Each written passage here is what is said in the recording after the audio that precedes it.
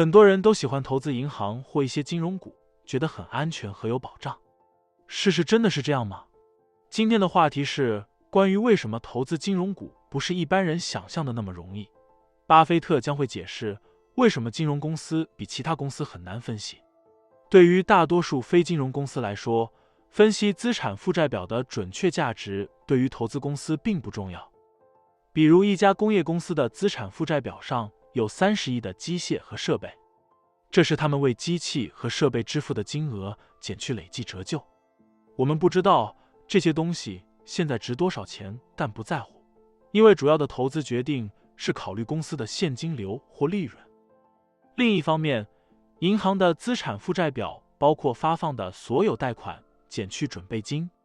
在分析一家银行时，最终的冲销是多于还是少于其允许的金额是至关重要的，因为预计银行将在不久的将来把资产转换为现金。分析银行资产负债表难的原因，因为很难理解银行是否需要增加贷款损失、减值准备等。这一点非常重要，因为银行的收益约为资产负债表的1%，所以其资产价值的微小变化也可能对收益产生重大影响。Thank you. Bill Ackman from New York, New York. For the handful of AAA-rated companies, AIG, Fannie Mae, Freddie Mac, and MBIA are under formal investigation for accounting shenanigans and are in the process of restating their financials. Like Charlie said before, I think of a AAA-rated company as an exemplar, a company that should behave with the highest accounting and ethical standards. My questions this leads me to are, how can investors comfortably invest in any financial service company when a decent percentage of the AAA-rated companies have false and misleading financials? And I guess the follow-up question is, why don't the rating agencies do some independent due diligence from an accounting standpoint so that they can help serve as a watch on this issue? Well, financial companies are more difficult to analyze than many companies. I mean, it is more. If you take the insurance business, the biggest single element that is very difficult to evaluate, even if you own the company, is the loss and loss adjustment expense reserve, and that has a huge impact on reported earnings of any given period. And the shorter the period, the more the impact can be from just small changes in assumptions. We carry, we'll say, $45 billion of loss reserves, but if I had to bet my life on whether $45 billion turned out to be a little over, a little under, I mean, it'd be I'd think a long time. And you could just as easily have a figure of $45.5 billion or $44.5 billion. And if you were concerned about reporting given earnings in a given period, that would be an easy game to play. In a bank, it basically is whether the loans are any good. And I've been on the boards of banks, and that's, I've gotten surprises. It's tough to tell. It's financial companies. If you're analyzing something like WD-40, or See's Candy, or our brick business, or whatever, they may have good or bad prospects, but you're not likely to be fooling yourself much about what's going on currently. But with financial institutions, it's much tougher. Then you throw in derivatives on top of it. And it's no one probably knows perfectly what some of the or even within a reasonable range the exact condition of some of the biggest banks in the world. But that brings you back to the due diligence question of the agencies.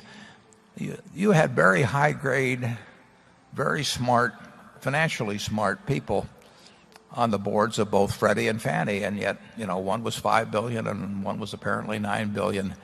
Those are big numbers, and I don't think those people were negligent. And it's very, very tough to know precisely what's going on in a financial institution. Charlie and I were directors of Solomon, and Charlie was on the audit committee, and I forget the size of a few of those things that you found, but what wasn't found. And that doesn't mean that people below are crooks or anything like that. It just means that It's very tough with thousands and thousands and thousands of complicated transactions, sometimes involving the computations involving multiple variables. It can be very hard to figure out where things stand at any given moment. And of course, when the numbers get huge on both sides and you get small changes in these huge numbers, they have this incredible effect on quarterly or yearly figures because it all comes lumped in. Those adjustments come lumped in a short period of time. So I just think you have to accept the fact that insurance, banking, finance companies, we've seen all kinds of finance company, both frauds and just big mistakes over time, just one after another over the years. And it's just a more dangerous field to analyze. It doesn't mean you can't make money on it. We've made a lot of money on it, but it's difficult. Now, obviously, a GEICO, where you're insuring pretty much the same thing, auto drivers, and your statistics are much more valid in something like that than they will be if you're taking something that like asbestos liability. You're subject to far greater errors in estimation. Doesn't mean that people aren't operating in good faith, but I would just take the asbestos estimates of the 20 largest insurance companies. I will bet you they're way off, but I don't know in which direction. And that's sort of the nature of financial companies. I wouldn't fault the rating agencies in terms of not being able to dig into the financials and find things that all of the companies that you've talked about have had big name auditors, and our auditors at Berkshire, how many hours did they spend last year? I don't know what it would be, probably 70,000 hours, and I'm sure another, if you take major banks, they're spending more than that. But can they be certain of the numbers? I doubt it. Charlie? Yeah. Warren is obviously correct that where you've got complexity, which by its very nature provides better opportunities to be mistaken and not have it come to notice, or to be fraudulent and have it not be found out, you're going to get more fraud and mistakes than you are if you're selling a business where you shovel sand out of the river and sell it by the truckload. Just as a business that sells natural gas is going to have more explosions than a business that sells sand, a business like these major financial institutions, by its nature, is going to have way more problems. And that will always be true. And it's true when the financial institutions are owned by governments. In fact, some of the worst financial reporting in the world is done by governments. And governments, institutions like government banks in China, etc. So if you don't like the lack of perfect accounting in financial institutions, you're in the wrong world.